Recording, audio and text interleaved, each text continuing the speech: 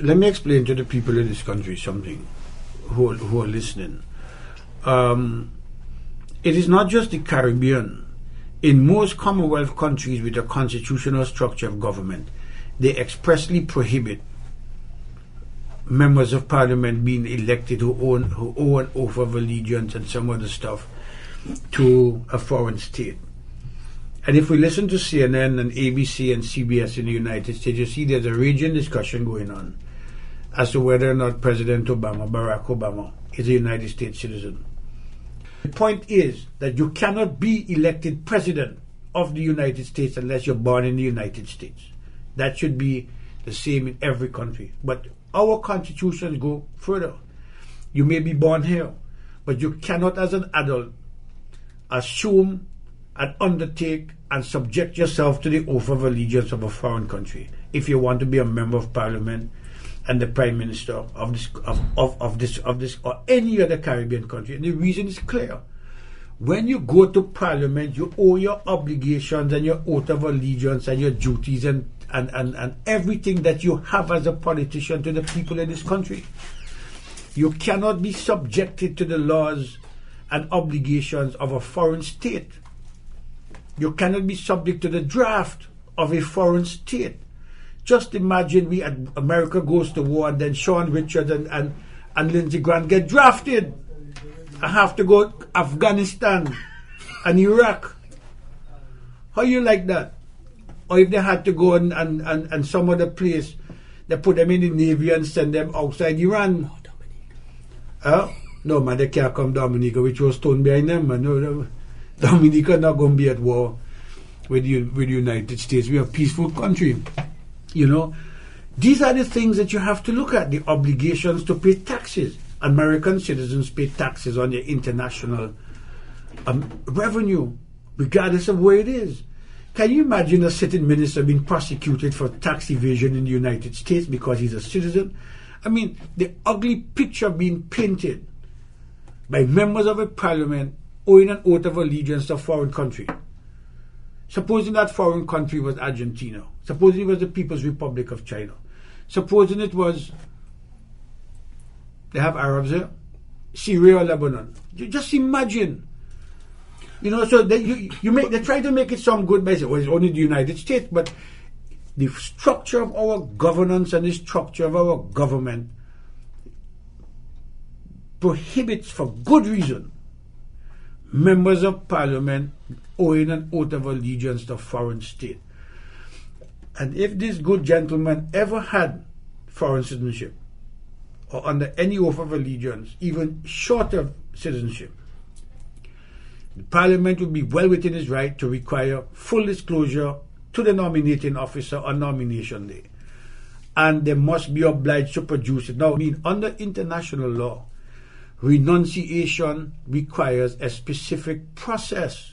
Could you I can educate us a little bit on the process, Mr. Astaphan? I can't go on because in fact, I mean, what is alleged is that they have received this certificate of renunciation in lightning quick time.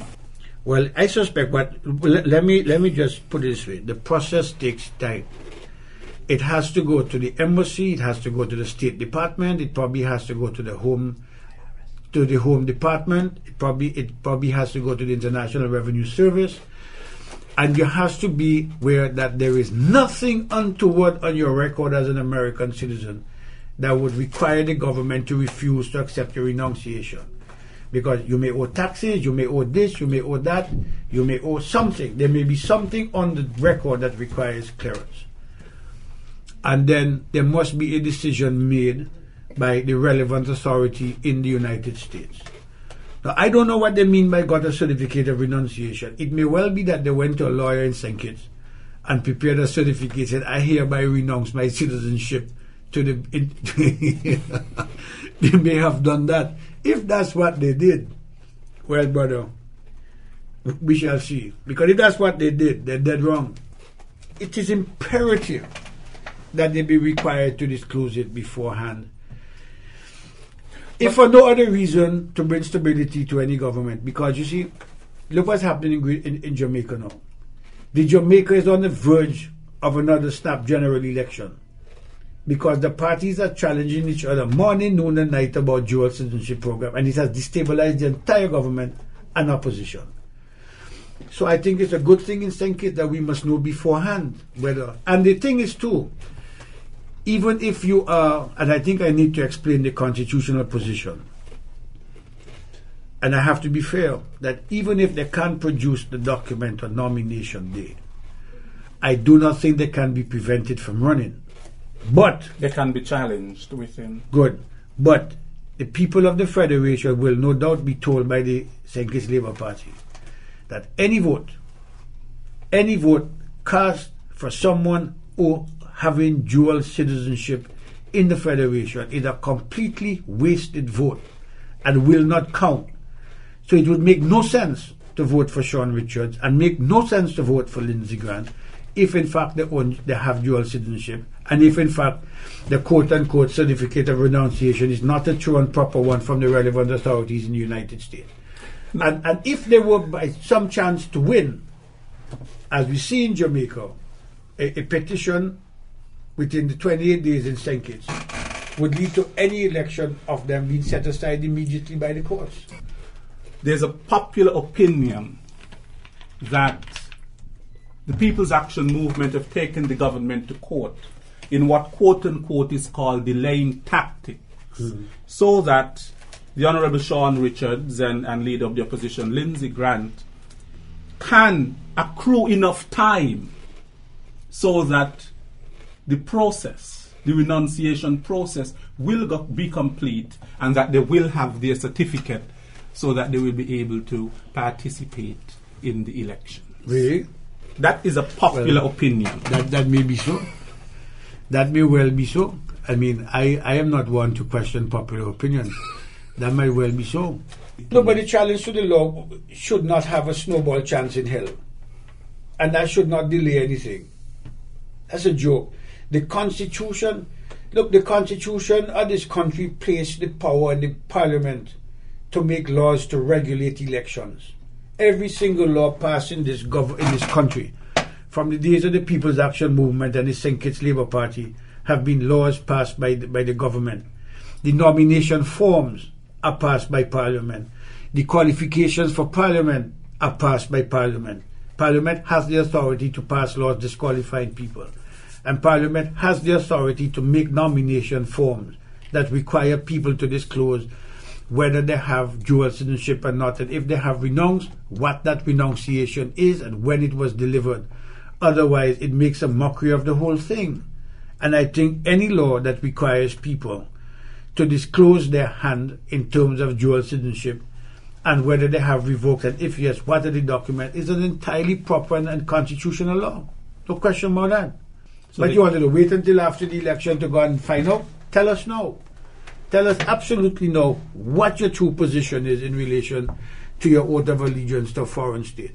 Let us know whether today or the next 6 months you might end up in Iraq or wherever it is you have to go. We need to know where you're going, or we need to know when you renounce, how you renounce, and what was the authority that accepted your renunciation.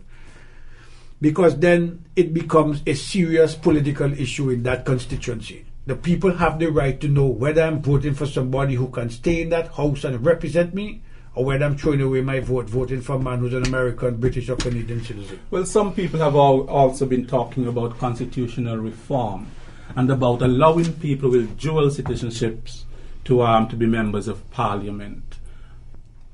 So an American investor who comes here with his American passport, American millionaire, billionaire, acquires a St. Kitts citizen passport under the citizenship citizenship program, could form his political party called Yankee Doodle Come to Town, spend $20 million in an election, win the election, and we have an American as prime minister. I mean, is that what we're really talking about? Because that is the logical extreme of Lindsay Grant's position. Because once that dual citizenship thing falls to the ground and it's become part of the law, it means any American with money, any British person, any European could decide to buy Kittitian citizenship and determine the political culture, the political life and direction of this country by buying an election, by spending millions of dollars and having Kittians on his side who will do his bidding because they want his money.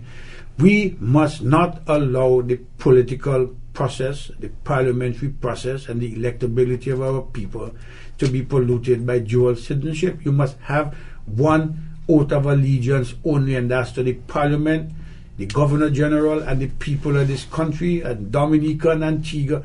My views on this issue is not tailored to St. Kitts. My view on this position, my view on this position is a universal view. I share it in every single island that I go. And it is not tailored by politics. It's the constitutional reality of the government that we want.